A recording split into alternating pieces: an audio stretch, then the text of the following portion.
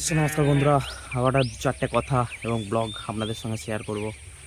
দেখুন, আমরা ছেলেরা যতই বলি যে আমরা সবথেকে কষ্টে প্রতিদিন কাটাই বা ছেলেদের লাইফ খুবই কষ্টের বা হার্ড ওয়ার্কিং, কিন্তু সবথেকে যেটা বড় কষ্ট করে, সবথেকে বড় যোদ্ধা একটা সংসারে, সে হচ্ছে মা। সে সকালবেলায় বাড়িতে সকাল থেকে সারা দিন অবিরাম কাজ করে থাকে।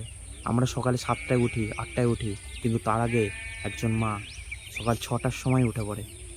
উঠে তার যে কাজ থাকে সকালের বাসি কাজ, সেটা কিন্তু অর্থে কম নয়, প্রচুর হার্ডওয়ার্কিং কাজ। সকালে উঠে তার বাসি কাজ সারা, সকালের টিফিন তৈরি করা এবং তারপরে তার পরিবারের সমস্ত জামাকাপড় পরিষ্কার করা, এভরিথিং একটা কাজ, রান্না করা, আরও সংসারের কাজ। এবং যদি চাষিবাসি ক্ষেত্রে হয়, সে মাঠে যাওয়া।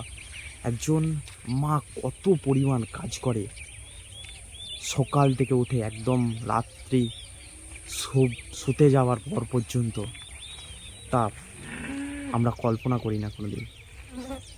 একজন মানুষ যে এত পরিমাণ পরিশ্রম করে, তবু তারা কিন্তু সঠিক জায়গা পায় না। আমরা সকালে 7টা কি 8টায় ঘুম থেকে উঠেই অফিস চলে যায়, 8 ঘন্টা 7 ঘন্টা 10 ঘন্টা ডিউটি করার পর বাড়ি এসে আমরা বিশ্রাম পাই। কিন্তু একজন মা, সে কোনো দিনই বিশ্রাম পায় না। যে কোনো কাজ সবসময় করতেই থাকে, তার বিশ্রামের জায়গাটুকু নাই, কিন্তু তারা সঠিক সম্মানটুকু পায় না। এটাই আমাদের সমাজ।